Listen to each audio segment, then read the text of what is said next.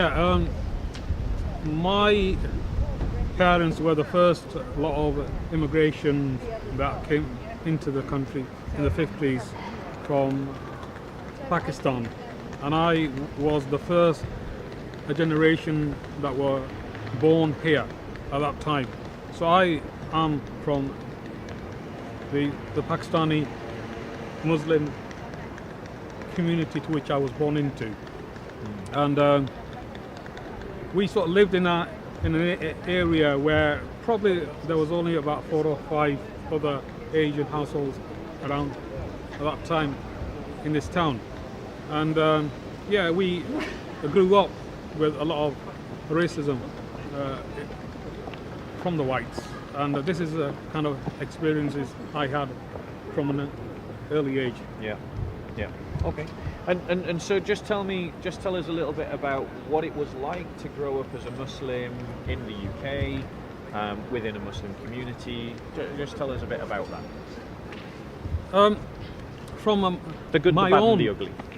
from my own experience as a child, as far as I can remember, from the age of 5 and upwards, from the early years of it, I saw a lot of anger, a lot of hate within my own home, and we were introduced into Islam. I think it was probably when I was about 8 years old.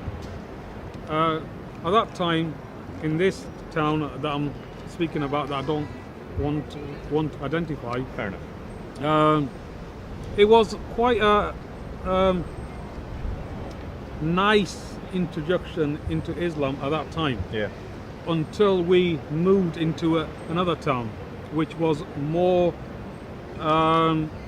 Muslim-oriented town, where probably there was about 100,000 of us there. Yeah. This is when the brutality of Islam was pushed onto us when we started to attend the mosques, Yeah. for example.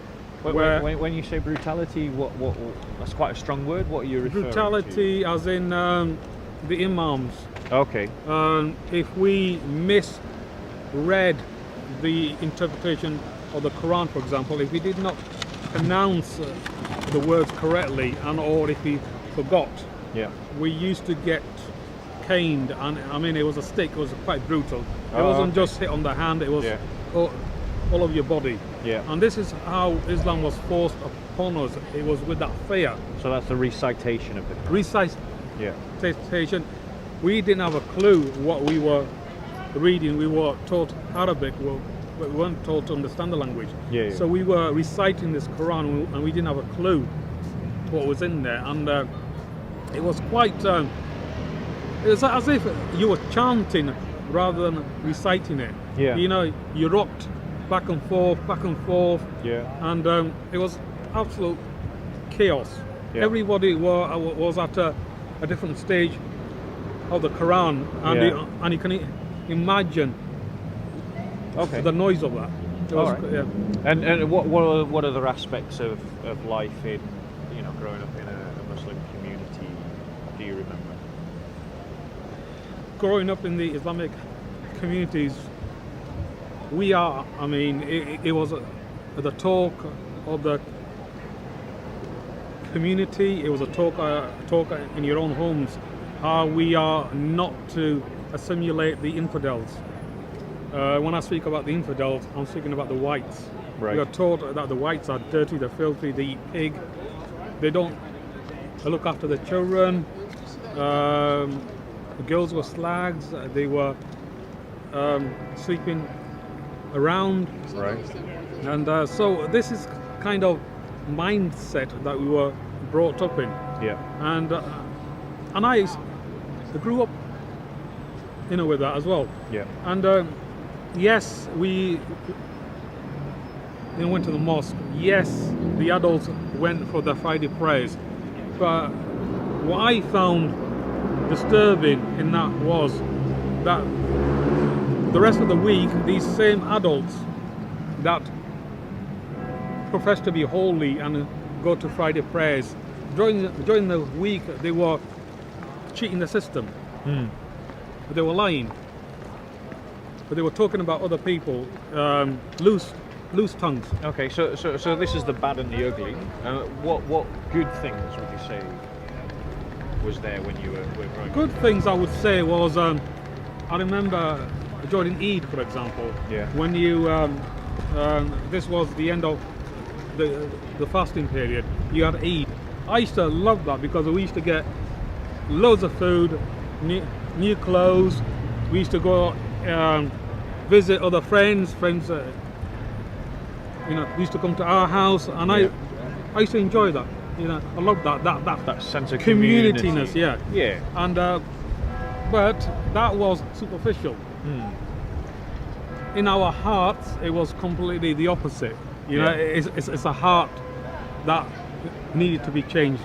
Okay. This was all superficial, some nonsense at that time, yeah, and it still is. What do you think? What do you think? What was it then that? So I can tell that for even as a Muslim within the Muslim community, that Islam wasn't particularly resonating with you. It wasn't something that you were particularly wasn't connecting with you because of the way that you were experiencing it. What was it then that kind of put Christianity first on your radar? Or was there a particular experience or event or a person that for the first time, if you can remember, and it's all right if you don't, that you can remember Christianity sort of appearing in your mind, in your thinking? The first experiences I had of Christianity was at school. In my primary schools, we used to start the day, the head teacher used to start the day of the assembly with a Christian prayer. Yeah. And I also can recall that the first time I ever entered a church was when I was at primary school. We used to go into a church during the harvest time where we used to present food to the altar, and I remember entering this Church of England school because Yeah. I went to a Church of England primary school. Yeah. And I entered this church and I felt a sense of peace, in this huge church. And it was that peace I felt in there, like no other peace. And it felt, to me, that felt really nice. Yeah. A place where I found it trusting, peaceful. That was my first experience of a church experience, if you want to put it. So you have this first experience, and then what was the steps from that first encounter, that first experience? If you remember, what were the steps that got you from that point to where you were actually seriously thinking about becoming a Christian? At the age of 10, 11, 12, I think it was, I had that ability. I don't know why, but I had that ability at that age to have a critical thinking of what I was being taught. And I questioned what I was being taught with this Islam. I questioned, why would Allah want me to read the Quran in Arabic and I don't understand a word of it? Why would Allah want me to read that and I want to know what He's trying to tell me? I questioned the fact why Allah would want this Imam to brutally beat me to teach Islam. It wasn't just an isolated case, it happens across the board. So these kind of questions I was asking the questions, if this was the true Allah and people were connected to Allah and had respect for Allah, then why are these people's hearts not changed? Why is it just the outward appearance of praying or Friday prayers, and yet the hearts are still sinful? These are kind of questions I was asking, and I remember at the age of 12 I saw a film on TV about Jesus. And out of my brothers, I don't know why, something inside me, it erupted. I felt that instant connection with this Christ, whom I still identified as a prophet. I love the way he taught. I love the way he treated the women, especially when this adulteress was brought before him to be stoned, and he says, "He who is without sin cast the first stone." And yet in Islam, it says, "Stone the adulterous." And yet here's Jesus challenging that mindset of this religious order. And what I found even more incredible, that he actually went to the woman and he says, "Go and sin no more." He was gentle with her. He didn't even, judge her. So something inside me stirred up, and I remember I said to myself, I want to be like Jesus. I want to be like him. Yeah. I didn't understand the crucifixion at that age, but I understood that he was innocent. He was perfect. That's very young, about 12 years old. Yeah. Obviously, at that young age, you're impressionable. You see a movie, you see a figure that, because of your cultural background, you've got every inclination to respect and honour, and you see someone you want to be like. And so, what happened next then in the journey? What got you to the point, like, you've had this peace in a church, you've seen this movie of Christ that's really set him up as this example in your mind. How then did that progress to the point that you were saying, actually, should I be leaving Islam? I mean, was it happening at 12? I mean, when did that occur? That happened when I went into a Christian hostel in my late teens, and this is the first time that I actually encountered Christians. First time ever.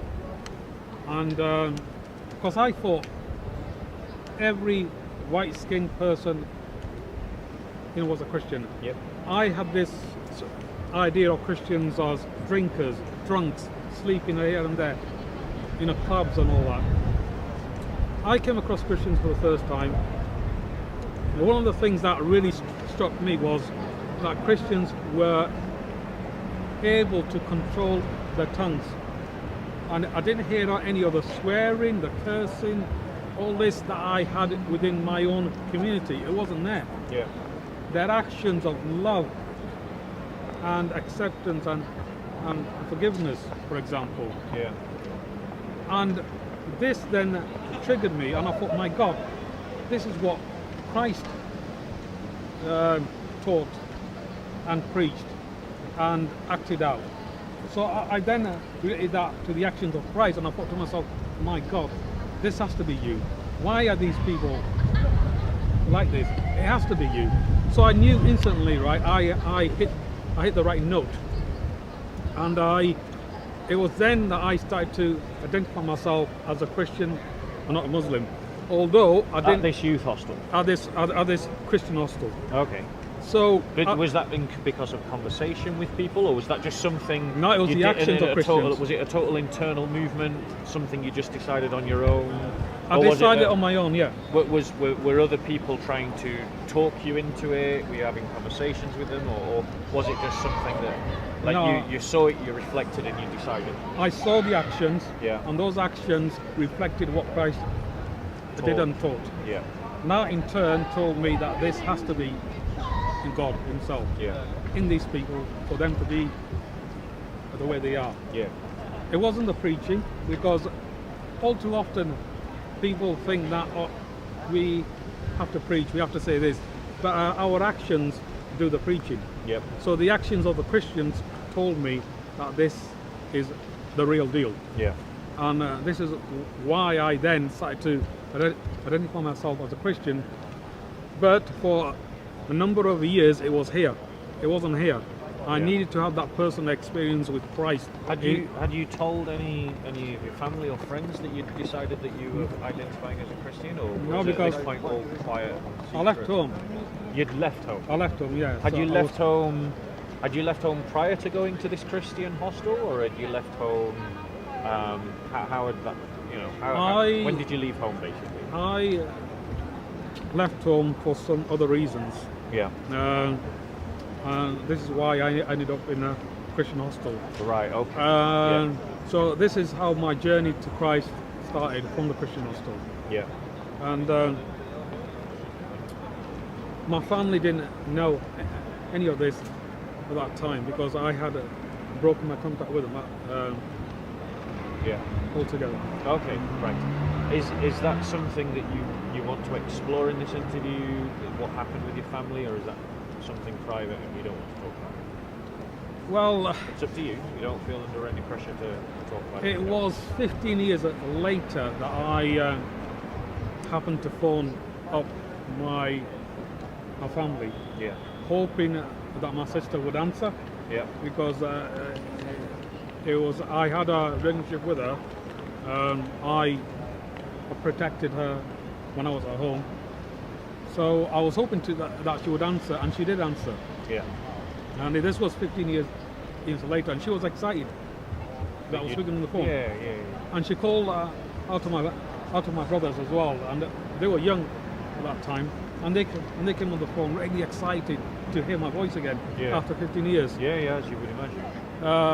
As soon as I told them, because I had this exciting news, Yeah. how my heart was turned from hate to love, Yeah. I just spurted it out. I says, guess what, I'm a Christian, I follow Christ. This excitement Yeah. of a change of heart. Yeah. I realized it was a mistake to do that straight away. I should have established a relationship first. Yeah. As soon as I told him that, my brother just told me to get lost. He says, you're a traitor, and they were really abusive.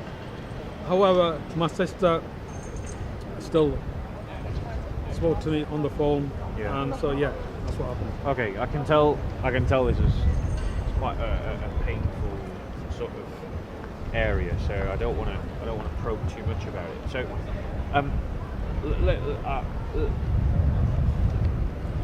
this rejection of your family. I just want to ask one more question on it. Like, that was the initial rejection. Has your family reconciled to the fact that you've become a Christian since? No, they haven't. I have to be extra careful, especially now that I am starting to speak out about what went on within the community, about what went on in the home itself. Yeah. You've heard of honor and shame. Yeah, I know about the honor shame clause. So the honor and shame within the Islamic arena is quite strong. Yeah. And if you break that code of honor and shame, then there are consequences. the consequences are death. Okay. So yeah, I have to be careful with that. So in terms of, so let's start talking about your Christian walk. I know in my own life that my own Christian walk hasn't been a straight line. You know, if we think about the Christian walk as a journey from point A to point B, that along that journey there's been times where I've tripped up and I've had to get back up again, dust myself off and carry on. There's been times that I've sprinted along the road, times that I've jogged along the road, times that I've walked, times that I've crawled, and times where I've just sat still. So let's talk about your own Christian journey, because we in the course of this interview we had the point where you identified as a Christian, and then we sort of skipped 15 years into the future. Tell me what happened from the time that you started to identify as a Christian inside the youth hostel to the point that you first contacted your family. So that first 15 years. I know you're not going to be able to summarise that, completely, but give a sort of general summary of some of the big events, some of the changes, how it impacted you, that kind of thing. Some of the main people that you might have The met. first few years of that were quite okay, but they weren't okay either. Yeah. I was taken in by a Salvation Army officer, Yeah. and I met his wife and 3 kids at that time. I became a part of the family, Okay. and they used to take me on holidays. I was a puny little skinny little 18-year-old at that time, Yeah. and his wife used to do my ironing, my food, my cooking, everything. Like a mum. Like a mum. And I heard stories about this guy, the husband, stories that he was also gay. Right. And I just ignored that, I just brushed it up at that time, until a few years on, I think 2 or 3 years on, he made a pass at me, and I just had to end the friendship there. All right. And so, having lost my own family, and then trusting this guy, Yeah. and for that to happen to me was the most horrendous thing that I've experienced. Yeah. The trust that I put on him, and Yeah. the betrayal, and as a result of that, I ended up in prison. Okay. And I don't want to go too into that, Okay. but I went into prison. That's the first time I experienced in a prison, Yeah. and I just cried out to God, and I just cried out to Him. And I remember I went through a stage where I thought to myself, Christians, is this what Christianity is? I don't want to know. But something stirred me up inside, and I thought to myself, hang on a minute, Fyaz, don't so look at man, right? This is not Christ. Keep eyes on the cross. Yeah. And that's what helped me through that experience, is to be able to think on my own 2 feet. Yeah. As I said, at an early age, I was able to think on my own 2 feet, which is why I knew Islam was false. And at this point, I was able to think on my own 2 feet to know that Christ is real.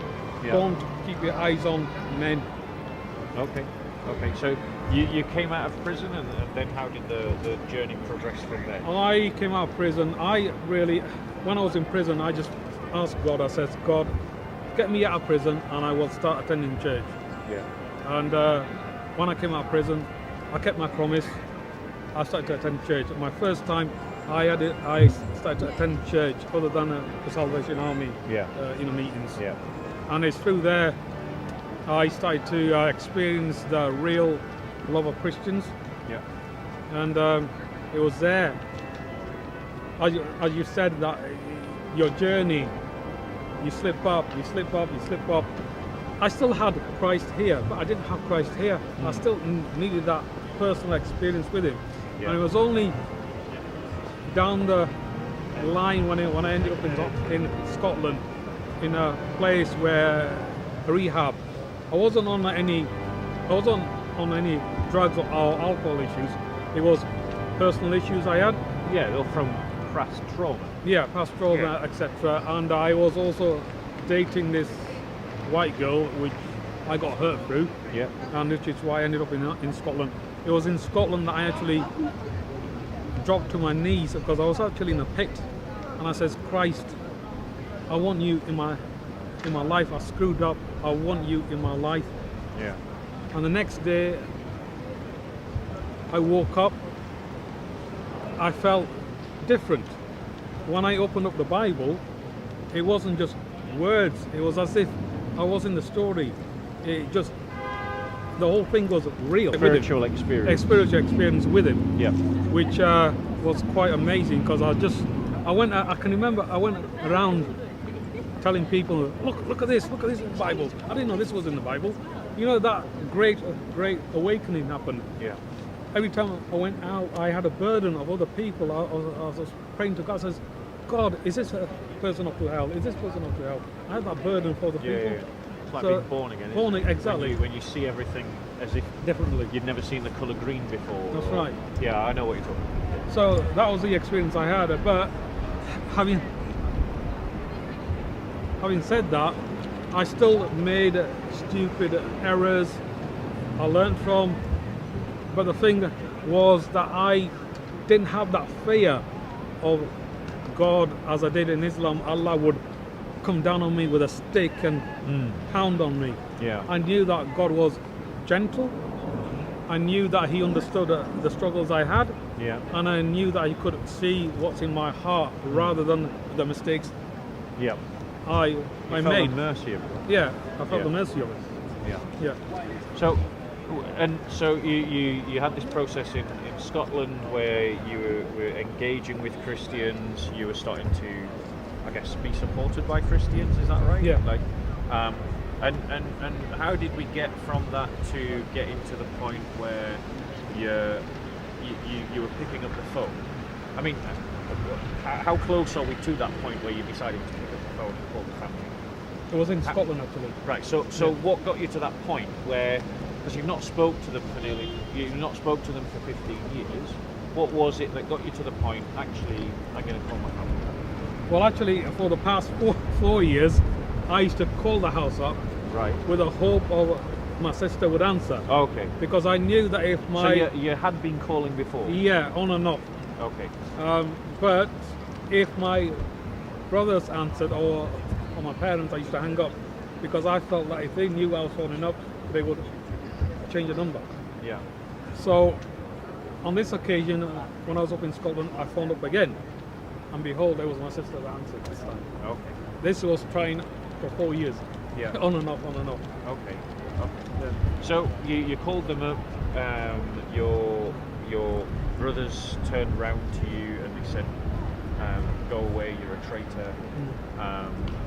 What happened after that? I felt hurt. I felt rejection.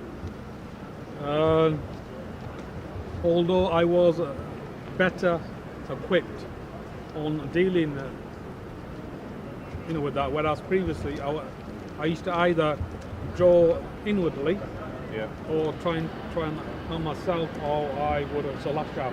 Yeah. Yeah. So you managed that a bit better. Yeah. Yeah. And how did your journey continue from that point? What happened as you moved forward in your faith from that point? Sort of give us a kind of summary over the next 10 years. Or the next sort of big event that carried you forward in your faith. How did it go from there? I think the biggest challenge I faced was when I felt that God was telling me to move him back to England again. Right. And I wouldn't. I put it off and I put it off and put it off until I was literally forced, to have to leave Scotland. And I did return to England. And I then started to attend a church that I was introduced to. I became part of that church. Yeah. And I think it was there that I started to try and find my feet on what God was asking me to do. Yeah. Because in Scotland, God put it on my heart that I was to write a book and be a Billy Graham sort of type of figure to the Muslims. Yeah. And I just argued, with the God at that time. I says, I don't want to do this. I said, and I was arguing with him. I said, I've already had a hard experience already. I don't want to be chased and killed. And then, you know how it stays in your head and it goes over, and I in the end relented. I said, God, if this is really you, then either speak to me audibly or speak to me in a dream. He chose to speak to me in a dream, in a vision, and he said in his timing. Okay. And 25 years later, I have now started to find my calling and put my face out there.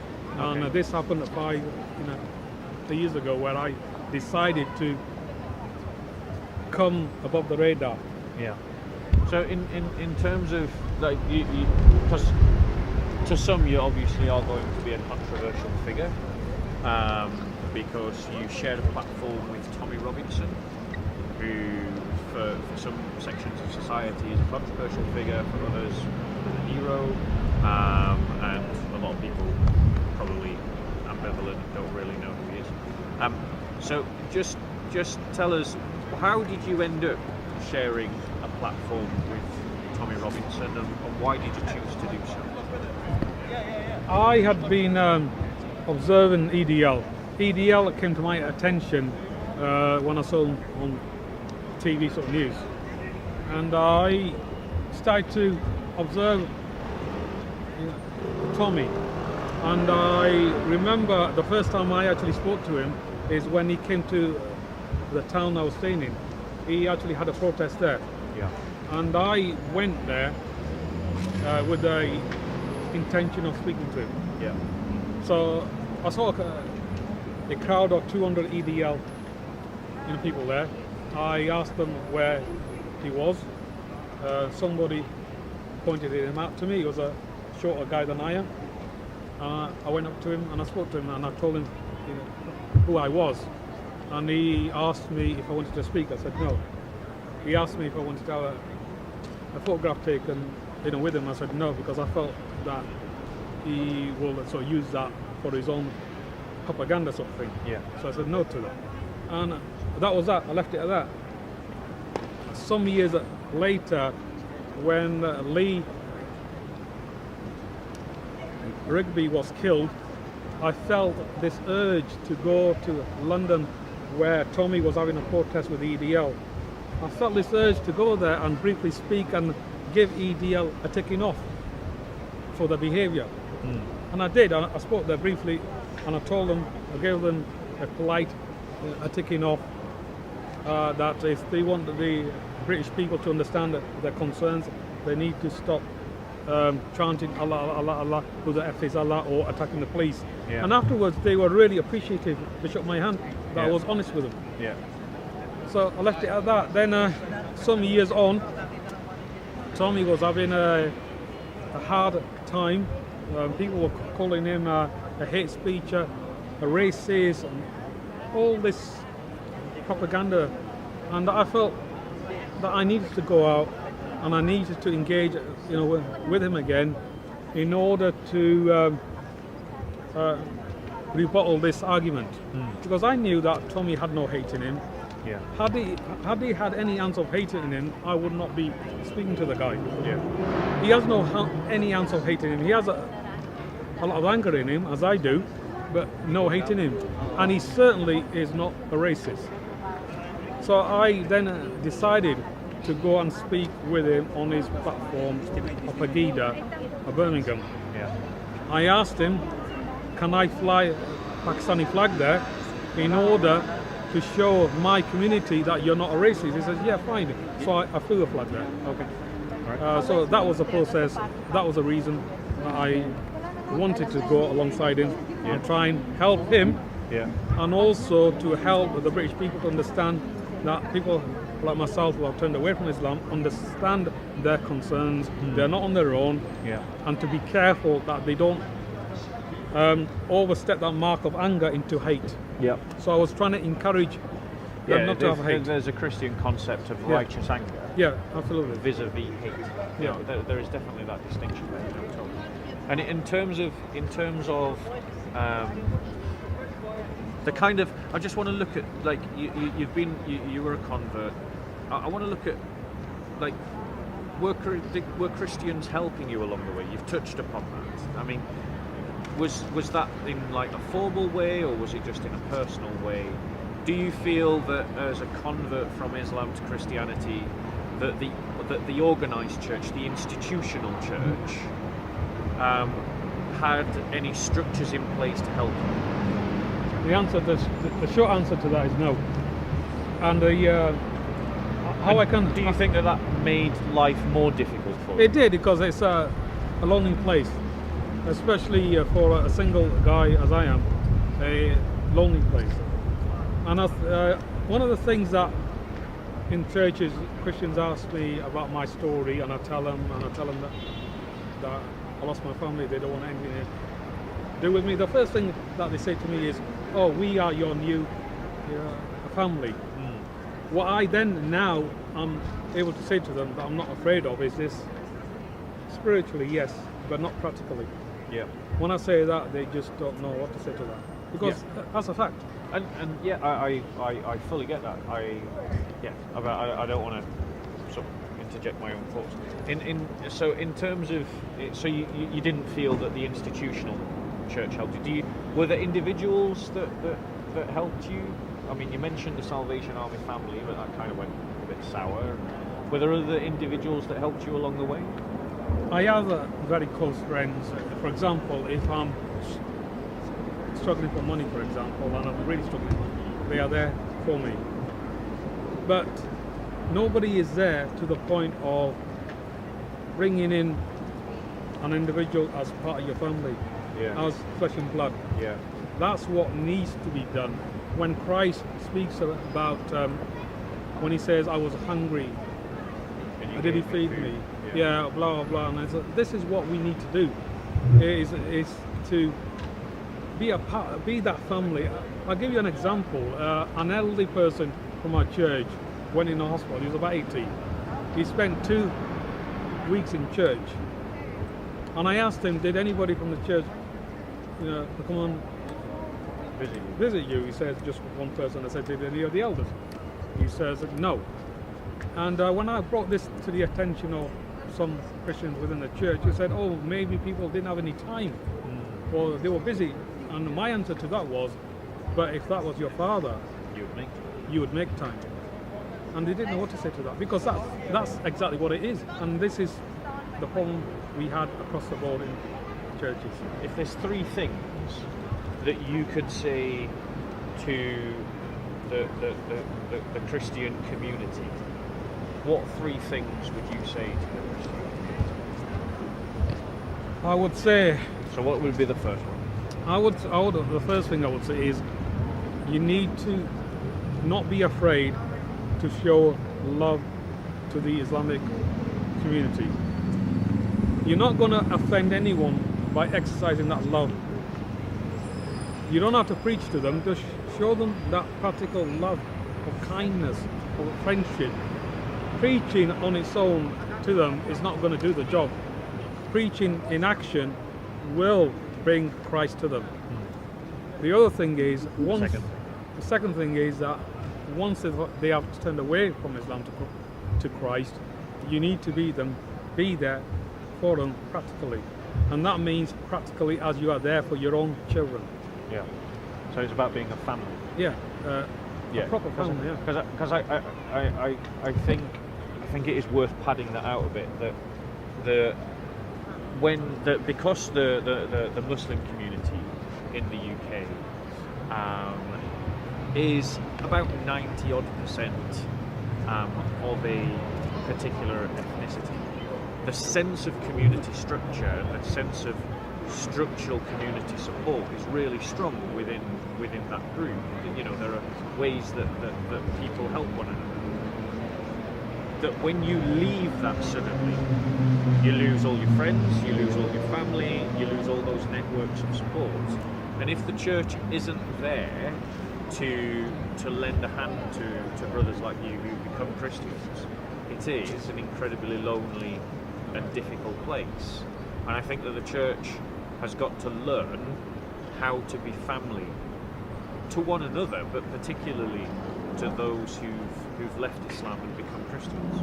I mean, what would be your reflection on that? I totally agree with that. For example, my own self, we are brought up in the structure that you speak of, that community structure that we're there for each other, within the home, within the community itself.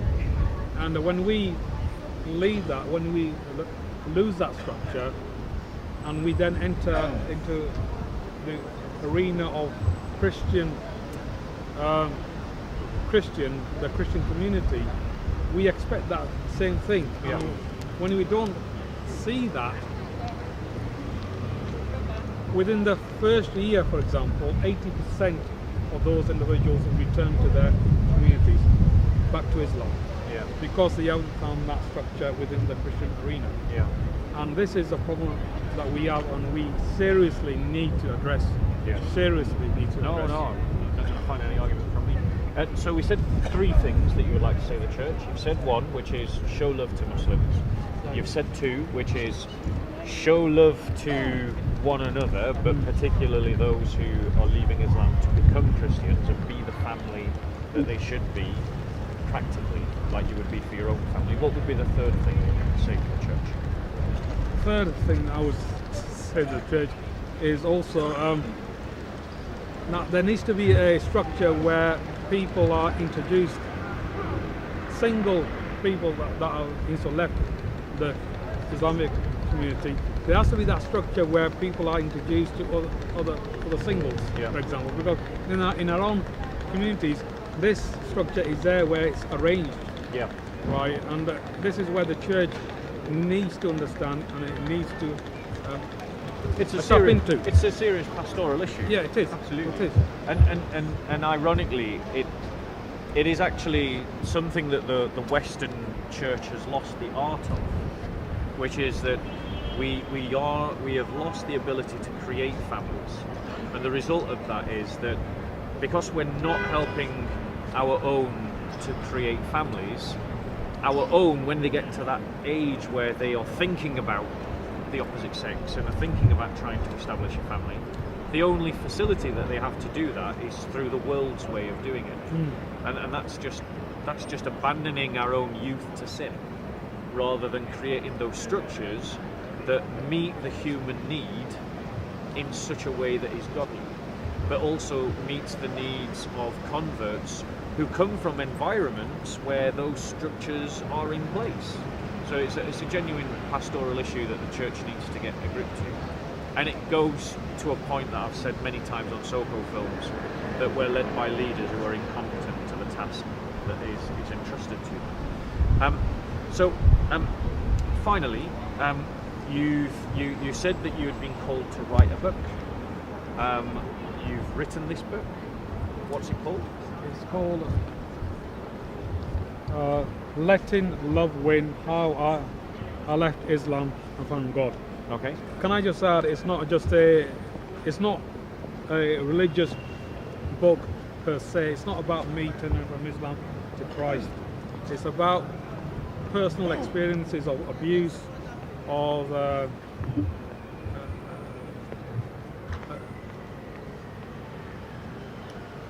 sorry, I have a stammer as well. It's all right.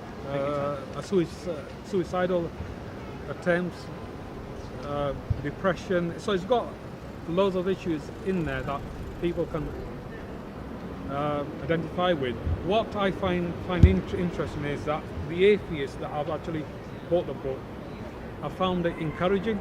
Yeah. That they can identify with issues that are in there. That are not necessarily connected to Islam, Exactly. but just connected to human life. Human life, absolutely. Yeah.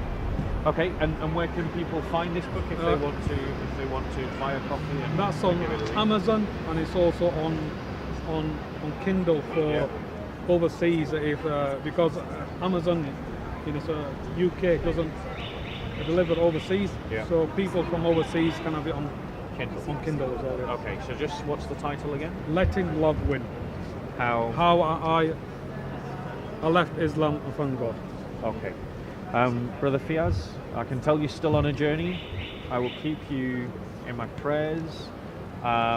This is going to be the first of what we hope to be a whole series of videos where we catalogue, document and give voice to brothers like Brother Fyaz who've come from Islam to Christianity, or sisters, so that the church is aware of what challenges they face, so that the church can do better at addressing those challenges, and so that the church can see that actually, Muslims are becoming Christians all the time.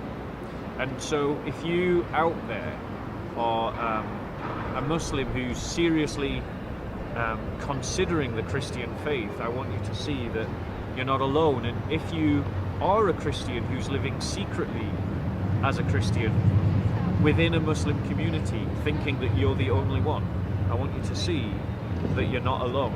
And I think it's only fair and appropriate that we allow Fyaz to have the last word. What message would you give to those who are either living secretly as Christians or who are seriously considering becoming a Christian from a Muslim background? I think what's happening at the moment, you have thousands of individuals that want to leave Islam, but they are afraid to do so. They're afraid to lose everything. And I think those that have actually experienced Christ, a personal experience, do take that final step and leave. And my hope is that I can encourage those individuals who are still on the fence is to take that step. Is to speak to individuals like me who have turned away from Islam and to engage with Christians. And there is help out there. Don't think that there isn't any help out there. There is help out there. You need to find out where the help is. And I feel encouraged that if we can start that process where it is normalized that people are leaving Islam, then it will become easier for people to leave Islam in the West. And I think, yeah, go on. Yeah, and I feel for the churches duty is to go out and love. All too often I hear Christians say, "Oh, but what am I going to say to these people? How am I going to tell them about Jesus? Or I don't know enough about Islam to engage with them." You don't have to. Use love. Love is enough. Love was enough for me to know it was Christ. Thanks very much. Peace be with you, brother. And you as well. It's great talking to you. And you as well. God bless.